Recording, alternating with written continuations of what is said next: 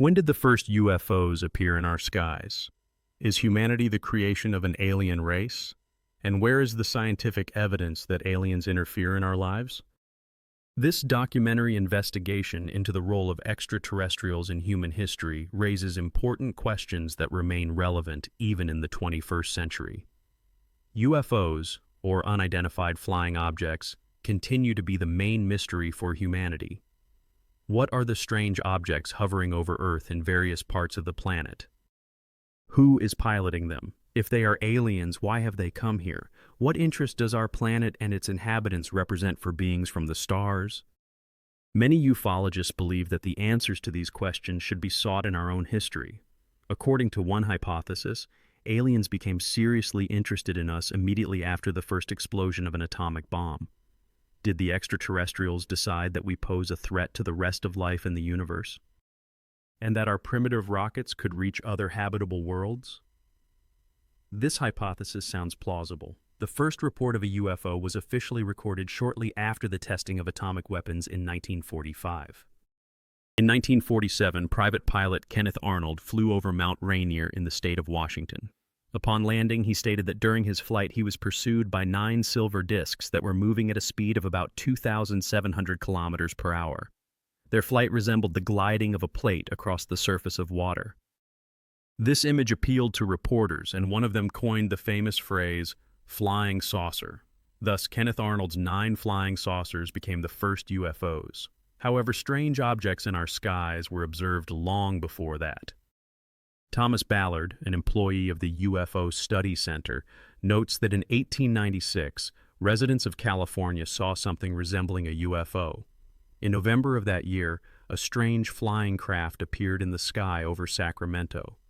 People saw a beam of light, and behind it was some object with something like a propeller and wings. Later, it appeared in other places as well. In April of 1897, it was seen over Minnesota, and illustrations remain depicting it as a flying ham with a headlight, and in Texas, it looked like a football with a tail and wings. For 2 years, reports of this strange object came from 1,000 different locations, and newspapers were filled with incredible illustrations depicting what was thought to be a secret invention at the time.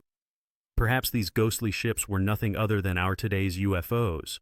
If so, then we should seek their traces in the depths of history. Documents dated more than 400 years ago have caused skeptics to reconsider their position regarding UFOs. Mildred Beasley, the director of the MUFON office in the state of Utah, claims that UFOs were also observed in the 16th century, but they were regarded as signs of divine behavior, messages from God. In August 1556, enormous black spheres floated over Basel, Switzerland. In April 1561, the same thing happened in the sky over Nuremberg. The 16th and 17th centuries were a golden age of UFO sightings. Calvin said that miracles happen every day. In a drawing made in 1600, fiery spheres are depicted in the sky. They likely did not look as beautiful as the artist painted them, but the fact remains. Such things stirred the minds of people even back then. Will we manage to find the first portrait of a UFO? Has the sky over Earth always been filled with these strange objects? Descriptions of UFOs can be found in the oldest manuscripts of humanity. Take, for example, the Roman historian Livy, who described an object flying in the skies that resembled a shield. This flying shield existed 2,000 years ago. Perhaps it is the same thing that we today call a flying saucer. UFOs were observed long before the first Romans appeared. Are there older manuscripts? Most of them were of a religious nature. However, some texts abound with descriptions of aliens from the stars. One such source is the Indian epic poem Mahabharata, which recounts events that took place 1,200 years before our era.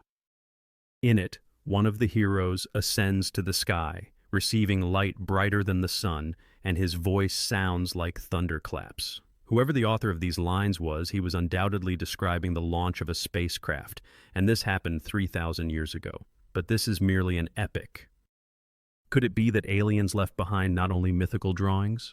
Did the author of the Mahabharata really see what we today call the launch of a spacecraft? If extraterrestrials have indeed been visiting Earth for millennia, they must have left material traces of their visits, aside from legends and drawings of flying chariots. Many researchers believe that such traces can be seen on the Nazca Plain in southern Peru. If one did not know that these lines are already 2,000 years old, the plain could be mistaken for a modern airport. Cortés Biblos, the author of the book Keeper of the Skies, notes that sometimes the lines on the Nazca Plain are referred to as runways, although in reality, they are merely long straight channels carved into the desert. No aircraft could take off from there. If the Nazca lines are indeed remnants of a vast ancient spaceport, then hundreds of ships must have passed through it. Kenneth McCulloch, the author of the book Man as a Citizen of the Galaxy, adds that if the ships of that time resembled what we see today, they would not have needed runways. Perhaps Nazca served as some sort of landmarks, especially since they can only be seen from the air. If all this is true, then what did the aliens come to Earth with? And what were they flying? What were their intentions regarding the inhabitants of our planet? If UFO visits have a millennia-long history, it is quite possible that the visitors were not mere observers on Earth. Perhaps they were interested in the evolution of the human race. If so, what role did they play in our history? Numerous facts convince this map, made in 1513, astonishes with its depiction of Antarctica as a continent, a fact that became known only in the 19th century, and humanity learned about the mountains in Antarctica only in the 20th century. Is it true that the ancient geographer drew his map based on the accounts of beings who had seen our planet from space? What connection does Piri Reis's map have to the beginning of the expansion of European civilization to the West? Did aliens really seek to guide the course of human history? If so, their impact on the fate of humanity was immense. Perhaps we owe many scientific discoveries, of which humanity is proud, to them. Wendell Stevens, a retired colonel of the United States Air Force, emphasizes that if you doubt the influence of aliens on earthly civilizations, look at the remnants of the original cultures of Mexico and Central America. For example, the Yucatan Pyramid, known as El Castillo, casts a peculiar shadow on its steps twice a year, on the day of the spring and autumn equinox, creating the image of a gigantic serpent sliding down the pyramid. This is Apocalcum, the god of the Maya Indians and the progenitor of life on Earth. The legend states that it was he who commanded the pyramid to be built in such a way. There are numerous questions about why the snake gods needed to erect such massive structures. For example, why does a ghostly figure of a snake appear twice a year on the steps of the pyramid? This pyramid, it is claimed, serves as a calendar calculated for 365 and a quarter days. The Maya had no other calendars, and all agricultural work was conducted according to this one. Some researchers suggest that someone taught them to calculate the timing of sowing and harvesting. If the legends are not lying, and this gigantic pyramid was a gift from the gods, then the celestial race truly cared about the survival and prosperity of the local tribes. Interestingly, around 600 years before our era, the Maya abandoned their cities and moved north with no war or famine. They simply packed up and left as if someone had ordered them to do so. Ufologists believe that having nurtured the local tribes, the aliens sent them to spread knowledge throughout Central America. However, it is possible that the Maya created their astonishing civilization without outside help. It is worth remembering that every primitive culture has legends of contact with deities and the assistance they received. For example, the bas reliefs in some Mexican temples explain how this culture originated and how it developed. Some images bear a striking resemblance to modern astronauts, but this may just be coincidence. Nevertheless, how can one explain the fact that many researchers believe this figure depicts Kukulkan descending from the heavens to provide the people with a calendar and other knowledge? Despite this, scholars are not certain that all these artifacts truly testify to contacts between humans and extraterrestrials. Some argue that these so-called evidences were fabricated by civilizations too similar to our own, with its rockets, runways, and spacesuits. All of this closely resembles modern technology. If aliens truly visited us on rockets similar to ours, then their homeland must be located nearby. Zecharia Sitchin, the author of the Earth Chronicles, expresses the opinion that aliens from distant stars are unlikely to have been able to reach us. It is a different matter if they live somewhere nearby, but if so, then where exactly? Perhaps on one of the neighboring planets. We do not know much about them. For centuries, there have been people who believed in the habitability of the planets in the solar system. Many still associate UFOs with Mars or Venus.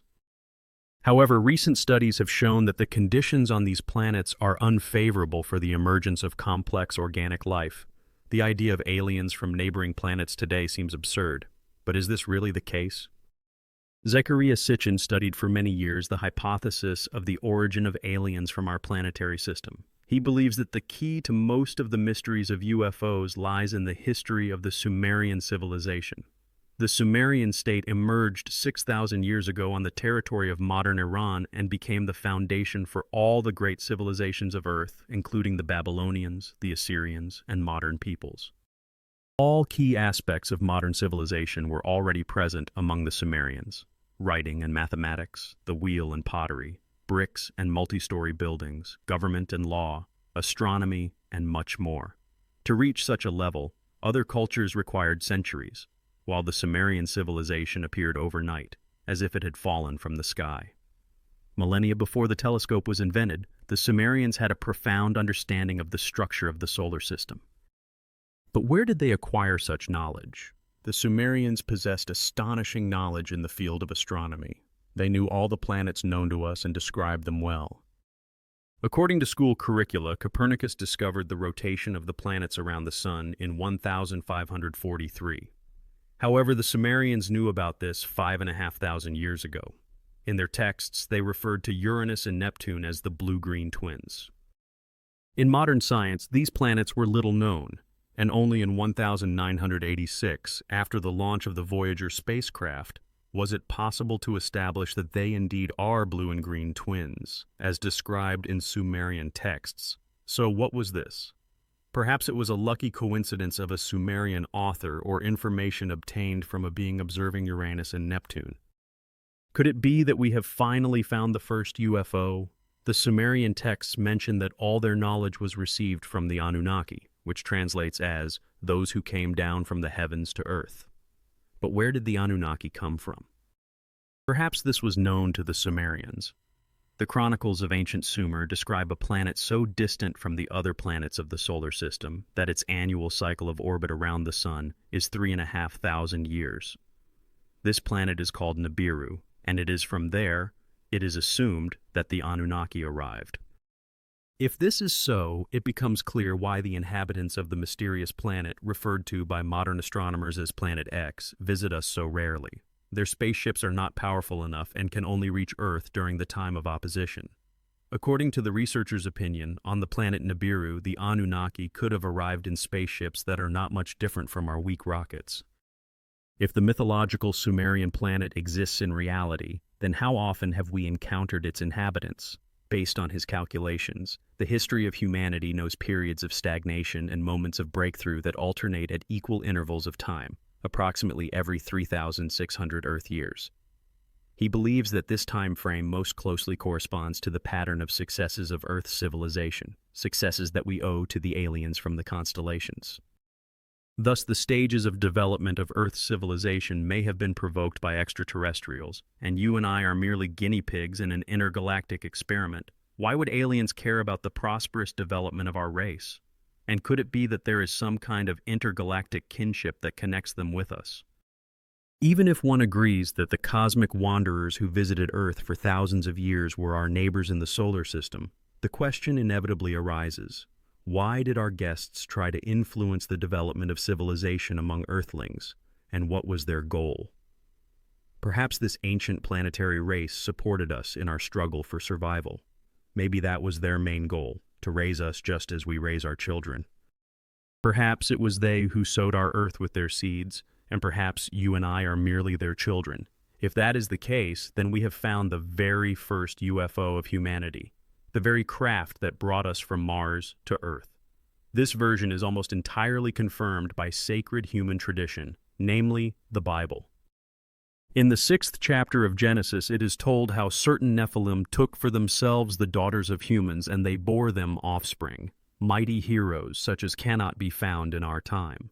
Perhaps all of the above refers to those whom the ancient measures called the Anunnaki, and these very Anunnaki became the ancestors of Earthlings? The gathered information looks very convincing. Most likely we are descendants of marital unions between extraterrestrials and Earthlings. According to ancient sources, the women of the Nephilim directly descended from Adam, who, in turn, came into being as a result of the creativity of ancient geneticists. Look at this. This is DNA. Could it be that the ancient Sumerians understood genetics? Only a few decades ago, humanity managed to find the key to unraveling ancient nature, the genetic formula of DNA. However, the ancient Sumerians described reproduction through DNA already 5,000 years ago. This process was governed by the Anunnaki. They were also responsible for creating a new species of earthly apes, Homo sapiens. Is the riddle of Enki really so simple to solve? Could it be that the first visitors to the Earth planet were our ancestors? Yes, our genetic structure is somewhat similar. Overall, Earthlings were made in their image and likeness. If so, it becomes clear why ancient depictions of extraterrestrials from the stars closely resemble Earthlings. Did we, in the pursuit of the first UFO, catch ourselves? The religious veneration of UFOs that developed in America reflects the myth of the creation of the Earth. These omnipotent beings, who some believe guide our development, resemble Zeus and other heroes of ancient mythology. Thus, aliens become the latest achievement of human myth-making. However, are there real pieces of evidence? Who knows? Perhaps our distant ancestors are indeed watching over us from space. There is currently no answer to this question, at least not in the UFO diaries. Thousands of witnesses swear they have seen aliens, but do we know what they actually look like? Is it true that the United States government is hiding the bodies of deceased extraterrestrials from us? What are the guests from space searching for on our planet? The main question of ufology can be formulated as follows. If we are indeed being visited by aliens, then who are they? Friends or foes?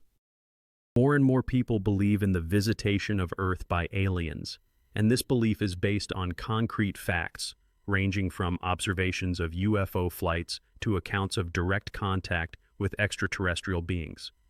But if these beings are indeed visiting us, what do we know about them? If they are interfering in our lives, why do we still not know their true intentions? Ufologists have been investigating this mystery since 1947, when pilot Kenneth Arnold observed a group of strange flying objects that he described as flying saucers. Since then, similar phenomena have been witnessed by hundreds of thousands of people, and each has posed the same question.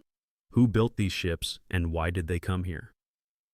In the summer of that same year, an event occurred that, according to ufologists, could provide a definitive answer to all questions about flying saucers.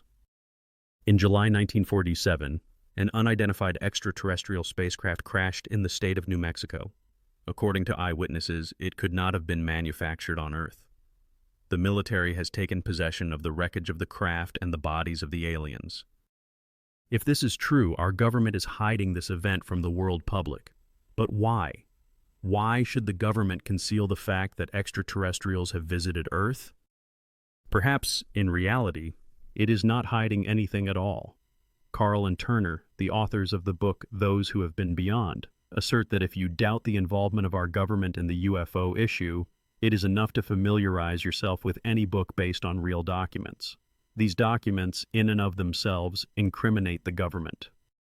But if this information is guarded, who then acts as the guardians? Robert Dean, a researcher and analyst, speaks of the existence of a structure known as MJ-12, created in the late 1940s to study UFOs and our reaction to their appearance. This organization monitors how we perceive alien ships in our sky.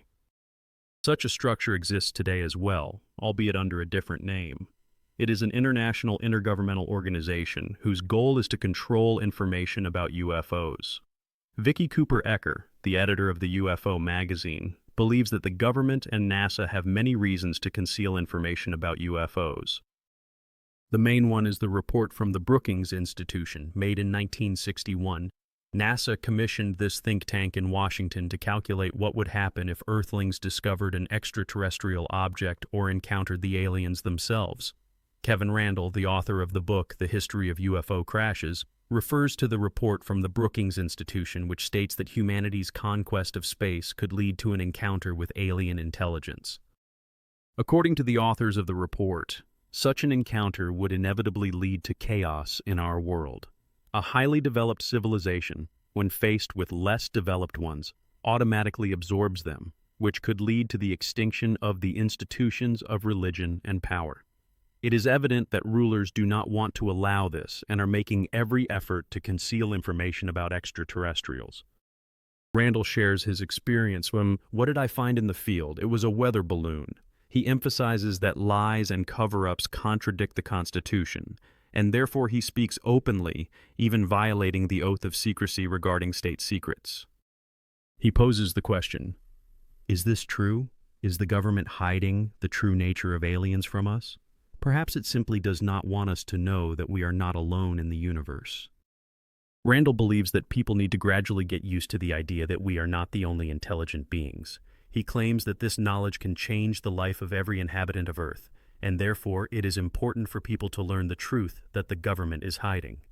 Ufologists note that attempts to suppress information have not always been successful. Hundreds of eyewitnesses recount their observations of UFOs and contacts with aliens. These testimonies may help uncover the truth that representatives of MJ-12 are carefully concealing. According to Randall, UFO devices are made from materials that do not exist on Earth. Ships that undertake interstellar journeys must withstand extreme stresses and harsh radiation. Eyewitness descriptions indicate that the remains found in June 1947 in the state of New Mexico appeared thin and fragile, yet they could not be cut, bent, or damaged. No material made on Earth possesses such wonderful properties, he asserts. Randall also expresses the opinion that some of the aliens we contact may come from other dimensions. This idea instills fear in many, as the thought that aliens from other dimensions may have malicious intentions is frightening. The ability of extraterrestrials to seep through solid objects in our world causes concern among modern scientists. However, do other dimensions exist in reality? Or is this merely a figment of ufologists' imagination? This concept completely overturns our understanding of Newtonian and Einsteinian physics. If UFOs are indeed creations of a highly advanced civilization, then what are they seeking in our relatively primitive world? Randall questions how truthful the accounts of eyewitnesses are who claim to have seen aliens. If they truly saw extraterrestrials, what purpose did they come to Earth for? Perhaps these visitors from different planets have different objectives. Answers to these questions, in his opinion, are recorded in the pages of the Analon diaries. Many ufologists assert that the United States government has been hiding irrefutable evidence of the existence of extraterrestrial civilizations for over half a century. But could it be that reports of encounters with aliens are merely fabrications or hallucinations? While doubts may exist, there are thousands of such reports recorded from the words of trustworthy individuals. Linda Moulton Howe, a writer and producer, shares her experience. We studied and compared these drawings for a long time. It turned out that residents of California depict aliens in the same way as residents of Pennsylvania and New Jersey. All these people have never heard of each other. She wonders, why do they draw the same thing? This creates a sense that some common features of aliens are imprinted in the minds of people, like advertisements for well-known brands. However, descriptions of aliens do not always match even among the most reliable witnesses. Wendell Stevens, a retired colonel of the United States Air Force, emphasizes that aliens cannot be viewed as a single entity. He argues that we are visited by various beings with diverse purposes and behaviors. Personally, I have encountered aliens in two forms, but from my experience working with other witnesses, I know that there are actually many more such forms, shares her experience one of the witnesses. She describes beings that look half human and half alien, and also mentions reptiles with vertically oriented pupils. As for me personally, I have seen insect-like creatures, something resembling a praying mantis, she adds. Among other types reported by witnesses, there are beings nearly 2.5 meters tall, with very pale skin and no hair. They vaguely resemble humans, says the witness, emphasizing that no one knows how many such types actually exist. Maybe dozens, maybe more, she ponders. Such diversity in descriptions of aliens raises two main hypotheses.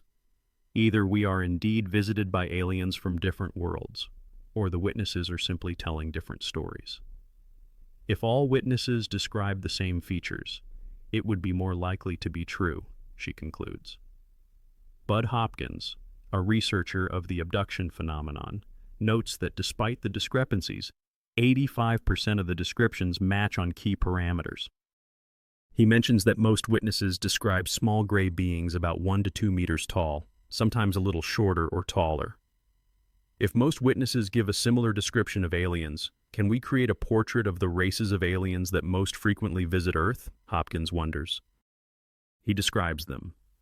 They have huge heads without hair, without noses and ears, with a slit instead of a mouth, a very thin pointed chin, small bodies, and thin limbs. Hopkins also notes that they have very thin necks, and people wonder how their heads stay on them. The eyes can be black around, and sometimes they are just huge black eyes. Sometimes the eyes are very slanted, sometimes they are positioned strictly horizontally, he adds, emphasizing that opinions vary.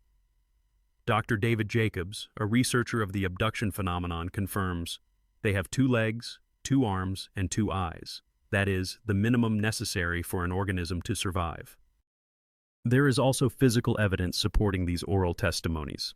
Ufologist Leonard Stringfield conducted special investigations into cases of UFO crashes and the autopsies of crew bodies.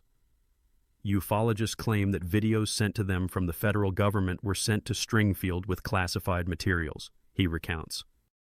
In one of the folders was an official report on the autopsy of the remains of the crew of a crashed flying saucer. Stringfield, who died in 1994, recorded his account of this event on video shortly before his death. The alien was dead.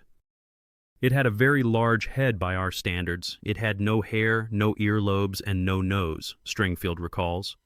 Its mouth resembled a slit about 2.5 centimeters long. But what do we know about aliens aside from their appearance? Why do they visit Earth? What are their goals?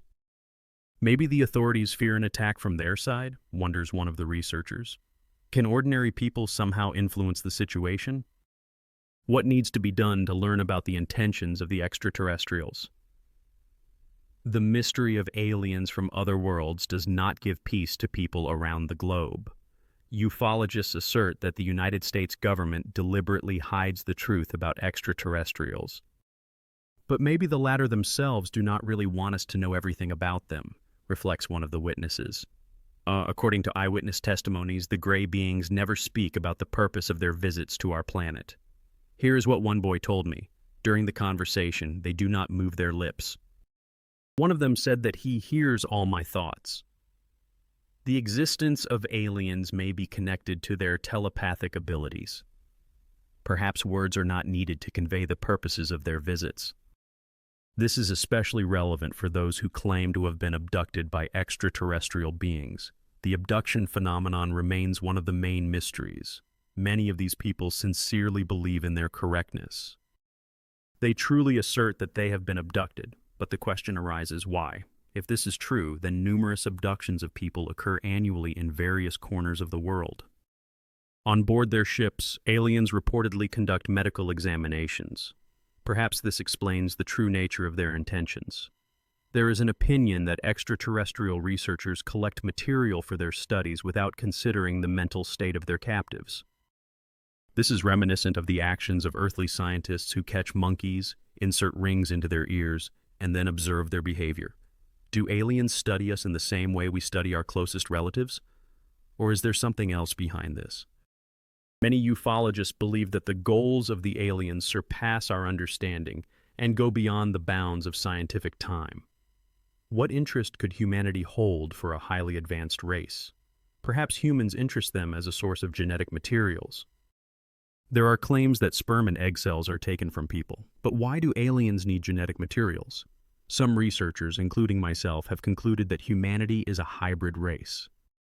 Perhaps we were created specifically for our planet. I believe that our genetic program has varied since the very beginning of civilization and continues to change even today. This raises the question, are the aliens conducting genetic experiments on Earth?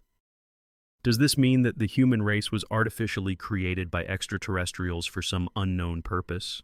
To find answers to these questions, we met with people who claim to have been forcibly taken aboard UFOs and participated in experiments to create a hybrid race of half-human, half-alien beings. Is this true? Despite various opinions, such cases occur quite frequently.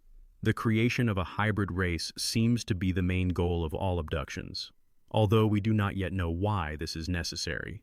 There is another side to this hybridization project. Recently, aliens have begun to create beings almost indistinguishable from ordinary humans. If they can take egg cells from women, fertilize them, and grow embryos within themselves, thus producing hybrids, then they can do the same with an already fertilized human egg cell, from which a fully human child will develop. This child will be raised among the aliens, but will outwardly resemble a human completely. Former intelligence officer Robert Dean claims that he had the opportunity to see secret documents stating that our military dealt with 4 alien races, one of which was indistinguishable from humans. All 4 races were humanoid, but only one of them resembled a human completely. This thought amused Dina, for just imagine how it must infuriate the generals to sit next to these superhumans in an airplane, restaurant, or theater and not even suspect who your neighbors truly are. And what about other types of aliens? How are they connected to the program of the little gray beings? In some cases, contactees encounter extraterrestrials that appear as reptilian or insectoid creatures. The problem is that both types appear in the company of gray aliens. Thus, all these beings seem to work together, and we cannot accurately say what the unconventional types of aliens represent. But perhaps the situation is not so bad, and humanity is not a test subject in the genetic experiments of extraterrestrials. Maybe the aliens have entirely friendly intentions? We absolutely do not know why they come here, to help or to harm. We have no reason to believe that they wish us ill, that they are killing us or unscrewing the wheels from our cars. We only know that we are needed for some reason. One of the researchers insists that at this moment they are interested in collecting some kind of living material. They collect it as we harvest crops from the fields, she says. We are to them some kind of whole product. They take our flesh, our emotions, energy, and give nothing in return. So this is a one-way street. She continues that we have encountered things that we cannot comprehend at this level of development. It is easiest to assume that behind the camouflage and various tricks lies something terrible, she adds. If we stop our research, the most important event of the next 5 years may not happen. In recent years, a mass of information about UFOs has fallen upon humanity, and according to her, we know almost everything about this phenomenon. She is confident that we are already close to unraveling it. In the coming years, we will not only learn everything about the true nature of the aliens, but also solve the riddle of Inallu as a whole, she asserts. No matter how you feel about this issue, you should not be afraid. Humanity represents a single and indivisible whole as a race and as a civilization, and this will help it survive. Meanwhile, contactees agree in their descriptions of the aliens, while official documents indicate that the UFO phenomenon is under the control of some international structure. Will we learn the truth about the aliens from Nefmers, she wonders. People hiding behind the old doors of government institutions or the aliens themselves can answer this question. Either way, the truth about extraterrestrials will remain a secret behind 7 seals on the pages of UFO diaries.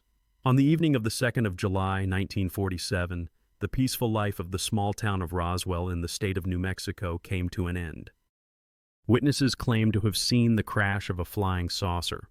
Around it lay 4 beings ranging in height from 90 centimeters to 120 centimeters. The military immediately cordoned off the crash area, took the craft and the bodies, and at a press conference stated that it was a weather balloon. However, ufologists assert that it was actually a crashed alien spacecraft. What happened that evening? Today on the program, UFO Diaries, we will tell you about the mystery of Roswell. One of the most mysterious pages of the UFO Diaries is the incident in Roswell. For nearly 50 years, ufologists have been trying to break the veil of secrecy surrounding this event. Can we believe their claims that in July 1947, near Roswell, a flying saucer and alien spacecraft crashed, and that the United States government has kept this event a secret for almost half a century? If this is true, what happened to the pilots of the crashed ship? Does the government know about the fallen craft? And if so, why does it remain silent about it? Captain Kevin Randall, who has dedicated his life to seeking the truth about Roswell, has written several books on the subject. As is customary according to the laws of the genre, our story began on a summer stormy night in 1947, he says. In early July 1947, a farmer named Mac Brazel was spending the night alone on his ranch. He thought that one of the thunderclaps sounded too loud and somehow unusual, but at the time he did not pay it any mind. In the morning he went to inspect the fields, wishing to drive his cattle to where there was more rain. Upon approaching another pasture, he discovered a huge amount of metallic debris. Randall and his colleagues assert that, judging by Mac Brazel's descriptions, no earthly machine could have shattered into such incredible fragments. Mac Brazel decided to report what had happened to the local authorities and headed to the nearest town, Roswell, New Mexico. At that time, the sheriff of Roswell was George Wilcox. His granddaughter, Barbara Dagger, recalls, in the late 40s, not far from Roswell, a spacecraft, which is also called a flying saucer, crashed. My grandfather went to see what had happened. Arriving at the site, he saw a large scorched patch, and then the wreckage. Later, I asked my mom if Grandpa had seen any aliens from space. She replied that yes, there were 4 of them. Sheriff Wilcox contacted the nearest United States Air Force base and reported the strange debris on Brazel's pasture.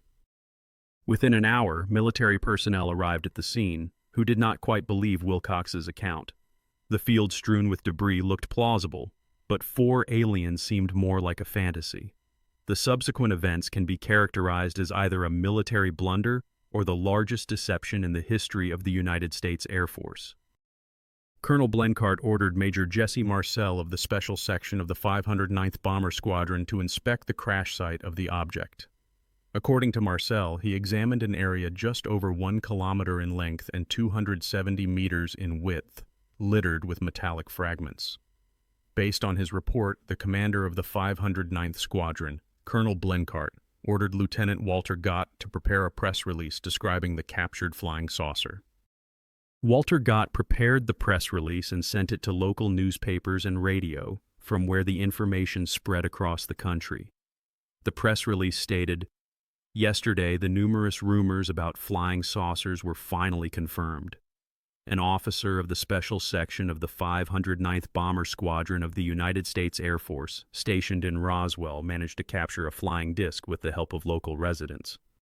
However, this statement did not mention a word about the aliens that Wilcox had talked about. What was it? A grand hoax or a deliberate concealment of facts?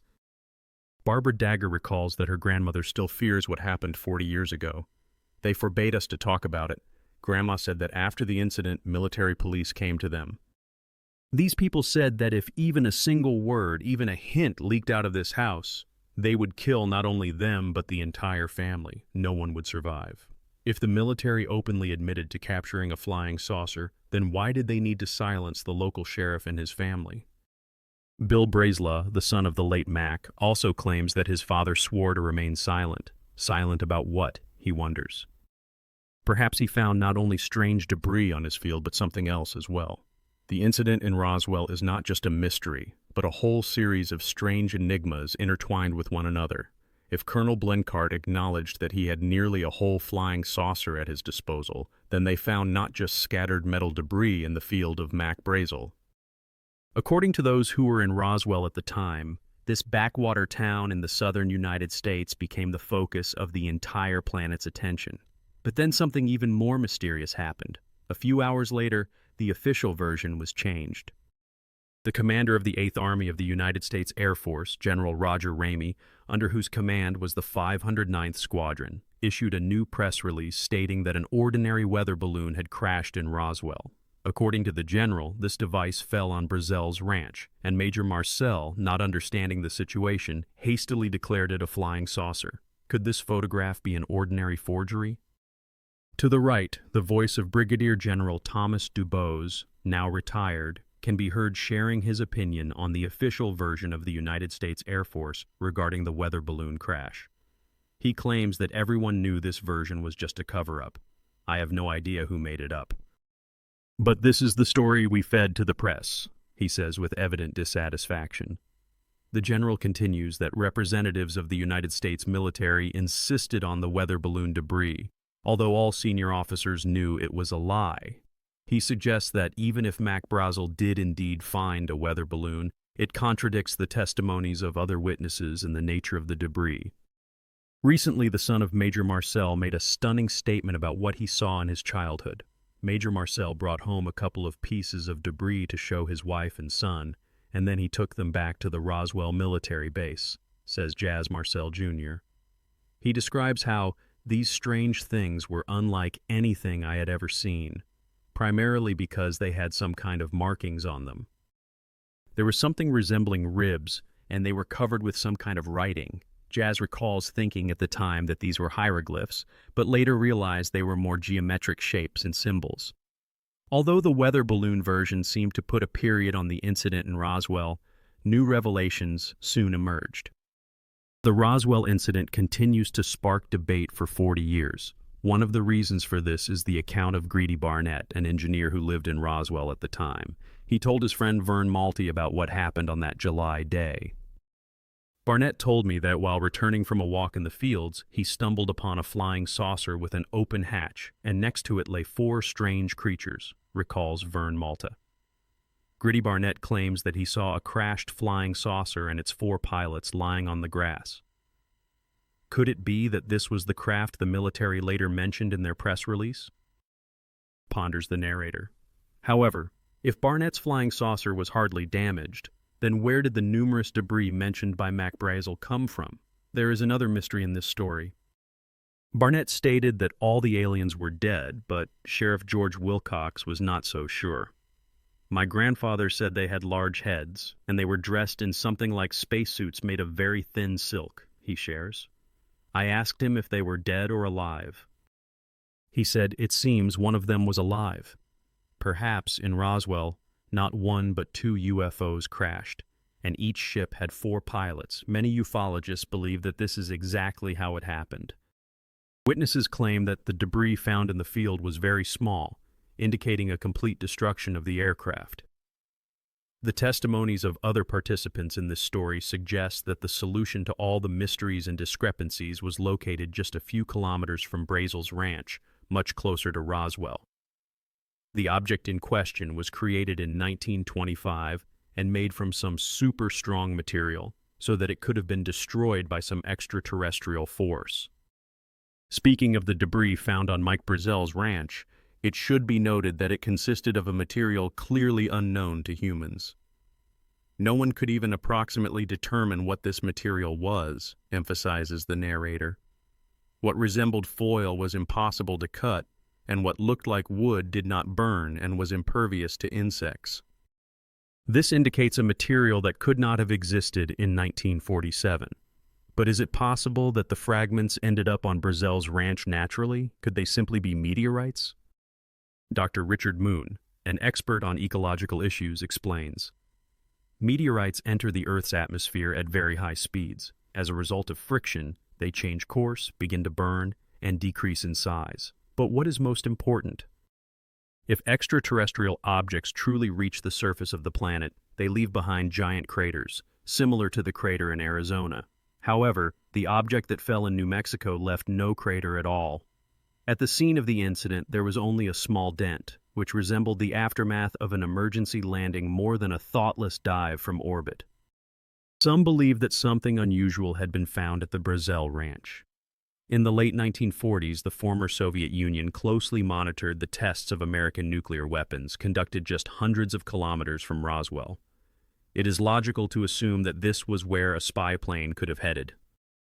However, in 1947, the Soviets did not undertake anything of the sort.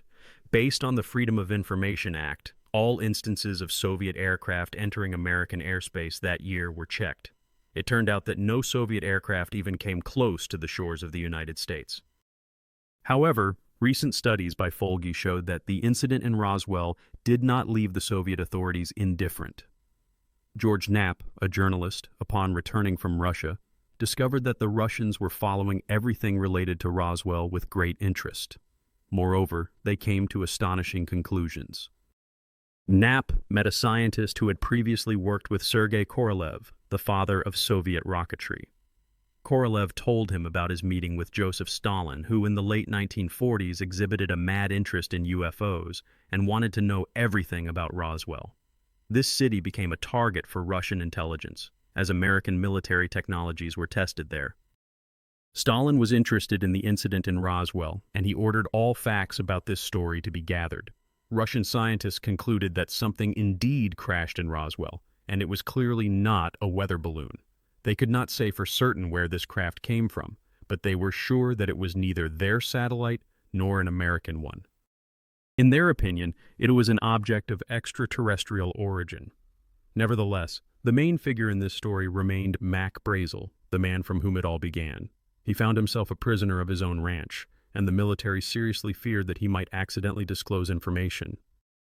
Events in Roswell took a new turn when, according to eyewitnesses, Brazel escaped from the military and found refuge with friends. One of them, Judd Roberts, a former manager of a local radio station, hid him in his home. Roberts recalls, "We found a place where he could hide from the curious and at least get some sleep for the night." They planned to air an interview with Brazel, but, according to Roberts, they received several calls from Washington urging them not to do so.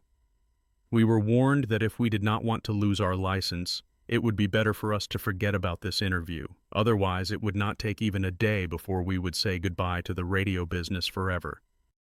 Is this really true? Did the military really use such dirty methods to silence Brazel? And if so, what exactly about? He was literally confined on the base, held in custody in a special department. It was not a prison, but it was little different from one. On the evening of July 9th, the military held a press conference in Roswell. There, Brazel said something completely different than on July 6th, stating absolutely opposite things. "What did I find in the field? It was a weather balloon." But how could that be? What weather balloon? Come on, that's nonsense. What happened to Brazel during his detention on the base? Why did he change his testimony? Perhaps the military did not want Glenn Dennis to tell journalists the same story as the pathologist. In 1947, he worked at the Ballard Funeral Home, and that year he had to transport accident victims to the base more than once. On one of those days, while on the hospital grounds, he saw metal debris piled up. This debris was found on Brazel's ranch. Glenn Dennis, a former pathologist, recalled how he approached the scene and asked, "Looks like you have an accident?" He saw the wreckage in the backyard, and that was when his serious problems began.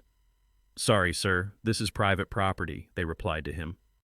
"If you want to live, forget what you saw," the guards added, openly threatening him. However, Dennis's acquaintance with the events in Roswell did not end there. He was about to learn more about his girlfriend, a nurse working in the hospital on the military base. She was a lieutenant, young and very religious, raised in strict Catholic traditions. One day, while entering the anatomy room for materials, she encountered two doctors who were examining bodies. But these were not human bodies. She described that two of them were severely mutilated.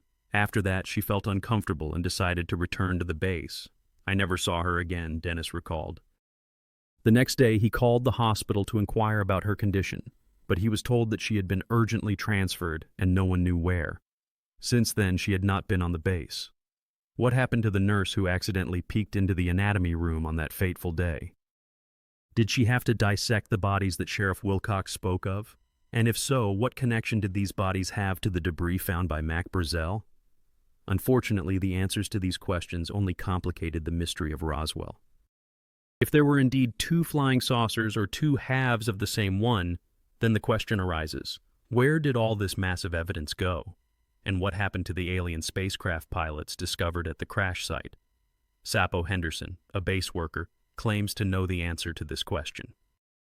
He said that if it has already been printed in the newspapers, then it is no longer a secret. He bought a couple of newspapers and brought them to Dennis in the car. "Here, read," he suggested. When Dennis read, Henderson added, "It's all pure truth. I personally transported the crash saucer to Dayton, Ohio. Thus, the physical evidence of extraterrestrial life was transported to Dayton and forever hidden from the public."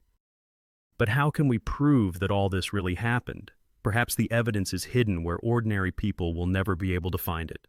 One thing is certain. The government took all the evidence, cordoned off the crash site, collected the craft and the bodies, leaving not a single grain of sand. From reliable sources, it became known that the spacecraft and bodies were first placed in Hangar 84 at the local U.S. Air Force Base, and then transported in parts to other bases. A nurse, a friend of Glenn Dennis, saw 3 bodies in the morgue, confirming that at least 3 aliens were on the base at that time. Many people, unfamiliar with each other, tell the same story, but from different perspectives. It begins with Mac Brazel, who found the debris, and ends with Major Edwin Easley, who was heading to the crash site. If this story were a hoax, the testimonies of these 2 people would not match so perfectly. The mystery of the incident in Roswell will never be fully explained unless new evidence can break the half-century veil of silence erected through the most brutal methods and techniques. Can we hope that this wall will someday fall, and the government will reveal to us the whole truth about the incident in Roswell? Under pressure from his constituents, Congressman from New Mexico Stephen Schiff turned to the U.S. Department of Defense for an official clarification of the events of July 1947. In March 1993, he attempted to breach the wall of secrecy surrounding the events in Roswell. The response came from a colonel who, referring to the fact that the documents from that period are stored in the National Archives, advised the congressman to go directly there. The search for archives turned into yet another mystery. In the end, Schiff received a response from the National Archives, where he was informed that they had no information regarding the events in Roswell. Thus, the Department of Defense believed that no incident in Roswell had ever occurred. Questions remained. Why were there no recorded testimonies from eyewitnesses? Where was the report on the military operation on private property? The folders of the Blue Book contained nothing about Roswell, except for one paragraph from a local newspaper, filed for another reason. Congressman Schiff received no answer to his question from either the military or the custodians of our history. But what about the threats, blackmail, and silencing? Does the government really think we will continue to believe in this fairy tale about the media's aunt? For those who witnessed with their own eyes what happened in Roswell, the beginning of July 1947 will forever remain a memorable date. But until new evidence emerges, the mystery of Roswell will remain one of the unsolved enigmas in the pages of UFO diaries. White pins have appeared on the map of the United States. If you find yourself beyond this fence without the authorities' permission, you will sign your own death warrant. It is suspected that a secret flying saucer airfield is located here. Let us hope that photographs taken from Russian satellites will document the account of a man who calls himself the first mechanic of UFOs on Earth. Before accusing the government of secret collaboration with extraterrestrials, we will attempt to penetrate the restricted water area. Today, the object of our investigation will be Area 51. To participate in Star Wars, it is not necessary to have a spaceship. One can simply head to a desolate corner of the state of Nevada, known as Area 51. According to eyewitness accounts, there, in the basin of the vanished Lake Groom Lake, work continues day and night on the fantastic project of the century. Geographic maps claim that no base exists in those parts, yet flying saucers regularly hover over its territory. Glenn Campbell, the project leader of Area 51, notes that after the sensational story involving Robert Lazar, entire caravans of UFO hunters have flocked here. Lazar, a former government employee, reported that from 1988 to 1989 he worked at a highly classified facility near Groom Lake. He recalls, "After I got the job, I was flown from Las Vegas to Area 51. Then I was transported 25 kilometers south along a non-dry lake consisting of 9 hangars located right in the rock at an angle of 60 degrees to the horizon line. All of them are excellently camouflaged." Lazar claims that there he worked on the creation of disc-shaped flying vehicles using alien technologies. Studying the theoretical foundations of Pinky technologies, the researcher noted that they were visually demonstrated and looked quite convincing. According to him, he worked on one of several flying saucers assigned to the S4 area. At first, he thought it was a typical high-speed machine, although it seemed quite large, 5 meters in height and 8 meters in diameter. In the central compartment were control consoles and 2 very small seats, barely suitable for a child.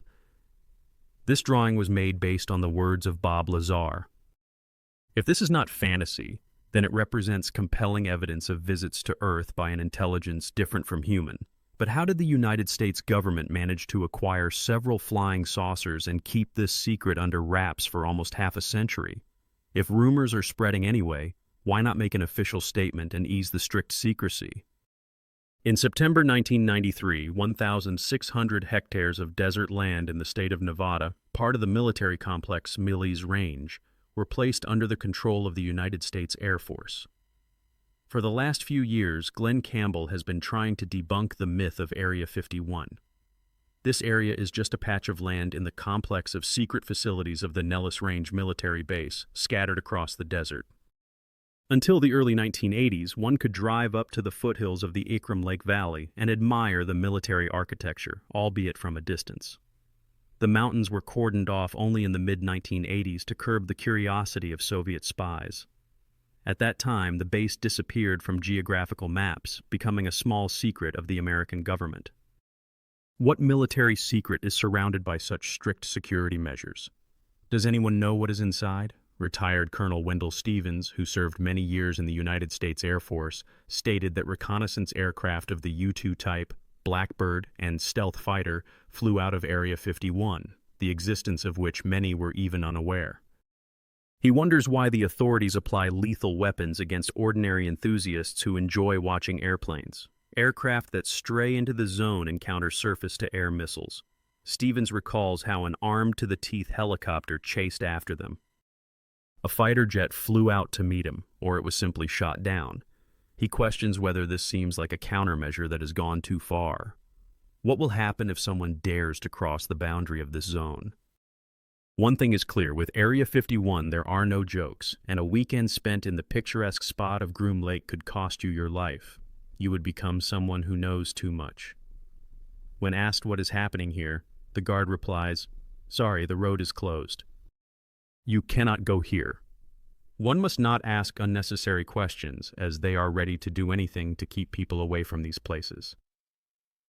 Norio Hayakawa, the manager of the Civil Investigations Agency, experienced the effects of the strict laws of Area 51 firsthand. In 1991, he brought a group of journalists from Southern California to observe the maneuvers of unidentified objects. Suddenly, their caravan of blue cars was attacked by an unmarked helicopter that hovered 3 meters above them.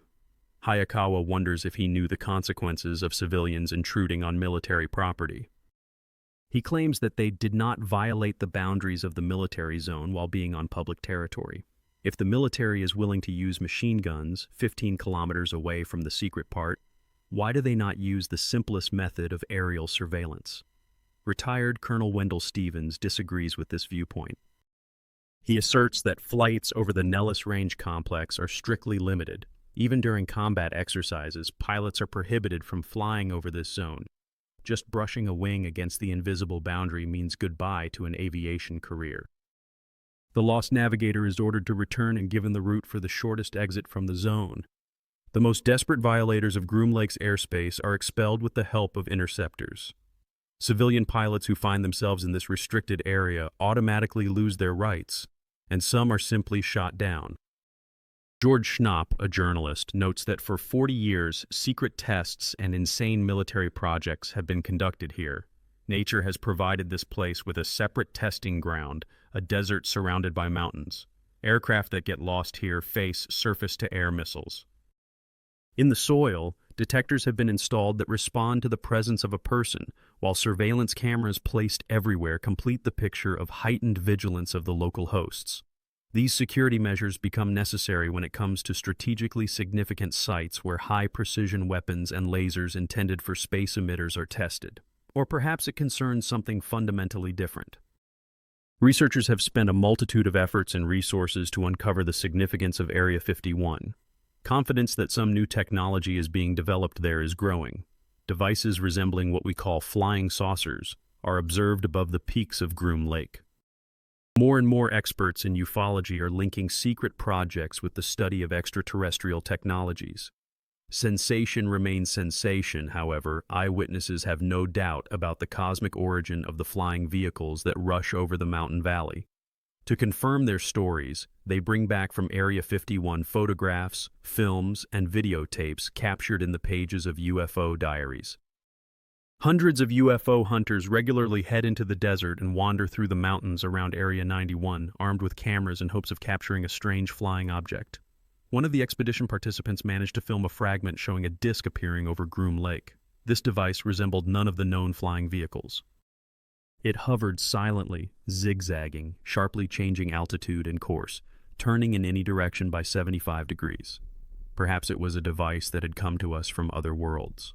Workers recount that this device landed here in 1953, and at that time, living extraterrestrials were brought here as well. The Russians photographed Area 51 for many years, and Stalin was concerned. He wanted to know what had happened in Roswell. Ultimately, they concluded that it was not a crashed satellite, but a vehicle of extraterrestrial origin. The Russians did not know where it had come from, but they understood the immense importance of such a finding. Of course, all these discussions have no evidence to support them, but could there be any evidence at all? The workers know about this zone exactly as much as you and I do. Where do the legends about extraterrestrials being studied in Area 51 come from? The people working there may not even be aware of the existence of the object. Recently, a federal court granted their request, and now the workers know the name of their enterprise, but no more than that. If you work at one of the secret bases in Nevada, you are brought in every day from Las Vegas, first by plane, then by bus. The windows are tinted, and you are only able to exit to your work hangar and a few neighboring buildings. It is interesting why the Russians can fly and photograph these objects, of which American taxpayers know nothing. In 1988, a unique photograph of Area 51 was taken from a Russian satellite. It shows a craft at the edge of the runway that seems to be attempting to take off. However, an unusual photograph is not yet proof of the actual existence of extraterrestrial technologies. According to descriptions by Robert Lazar, a gravitational reactor is installed on the disk, which produces a counterwave that opposes Earth's gravity. Special belts are necessary, as there are no overloads during flight. The mysterious crafts over Area 51 may be nothing other than a gift to the United States government from aliens who crashed on our planet. Perhaps interplanetary cooperation is in full swing, and we are completely unaware of it. Robert Lazar's account of his work on an unidentified object that was turnkey delivered by extraterrestrial beings has become one of the most grandiose sensations of the century. Lazar claims that during his time in Area 51 and at the S4 facility, he obtained irrefutable evidence of the existence of other intelligent worlds. In one of his television interviews, he stated that he had access to official documents according to which the technology of the flying saucer came to us from the Zeta star system, located 35 light-years from Earth. Describing the aliens, Lazar speaks of beings with gray skin and large heads, who were just over 1 meter tall and weighed between 12 and 25 kilograms. These extraterrestrials claimed that they have long been visiting Earth and in proof presented photographs that they said were taken 10,000 years ago. The interstellar information and technical exchange continued until 1979, when a sudden conflict occurred and the aliens left Earth. In their haste, the astronauts from ZTST left a mountain of spare parts at the S4 facility, which allowed Earth scientists to assemble their own flying saucer. Testing of the unidentified object then began over Area 51, where the military established a regime of utmost secrecy. According to Lazar, the stringent security measures were entirely justified, as the alien device generated energy that far exceeded the nuclear potential of Earth. The power source of the flying saucer operated on super-powerful pulses obtained by burning antimatter. A weapon functioning on such a principle could destroy all earthly civilization with a single shot. Furthermore, this energy could be used to render the ship invisible. The disk could fly over any tactical position and remain unnoticed, becoming transparent like glass. Norio Hayakawa, confident that extraterrestrial technologies are not intended for the benefit of humanity, warns that if the achievements of the aliens fall into the hands of military industrialists, it will only bring closer the Third World War and the end of the world. In his opinion, Area 51 and Object S4 are far from being the only testing grounds for super-powerful devices in the United States. He points to secret testing sites in Southern California, where at several bases of the United States Air Force, tests of individual components of flying saucers are conducted. Hayakawa notes that there are no ordinary airplanes here, neither in the hangars nor on the runway. Everything is empty. When this base was being built, local residents observed round-the-clock movements of trucks carrying cement, which indicated plans for the creation of a vast underground complex. He shares his experience of communicating with builders of underground facilities in Area 51, who recounted how laboratories and testing sites grew deeper while the same desert remained above. The California bases are guarded as vigilantly as Area 51, and their modest appearance raises suspicions. If underground giants truly exist in Nevada and California, it could mean that they harbor a threat to humanity. Robert Dean, an analyst, expresses his viewpoint. To be honest, it is quite possible that the people abducted on the forehead do not fall on Mars but into a bunker of a secret laboratory. Wars have never been considered a constitution, and a law of human rights and tales of flying saucers become frightening. Could Area 51 be a prison for UFO captives? According to Lazar's account, Object S4 is located in a rock and consists of 9 hangars, the doors of which are carefully camouflaged. Remarkably, but fact, the description matches the accounts of several individuals who claim to have been abducted by UFOs and transported to underground fortifications. These hostages of flying saucers find themselves in dungeons where American military uniforms occasionally flash by. Some believe that alien technologies could serve as a reliable defense for the inhabitants of Earth against the aliens themselves. One of the experts expresses the opinion that the government and the military fear not an earthly adversary, but a cosmic one. He asserts that the greatest danger comes from invasions from other worlds. There is evidence that the government places its own security above all else. According to him, they infiltrate spies into ufologist organizations, publish forgeries in the press, and mock those who claim to have seen UFOs. The authorities, in his view, have worked to create a distorted picture of public opinion, and today everything related to ufology is lost in the abyss of mass disinformation. Photographs obtained from Russian satellites, as well as other authentic images, objectively confirm the existence of a base in Area 51. The dungeons created by the military are astonishing in their scale. Witnesses who have been there report more than 40 floors. For unknown reasons, the military continues to control all approaches to the Groom Lake Valley, and public concern regarding the mystery of Area 51 grows with each passing day. If UFOs are not a fabrication, then the authorities' policy appears quite calculated. They are trying to avoid panic. There is a theory that aliens were accepted at the highest levels somewhere in the 1940s, when mass hysteria surrounded communism and the chaos of world politics.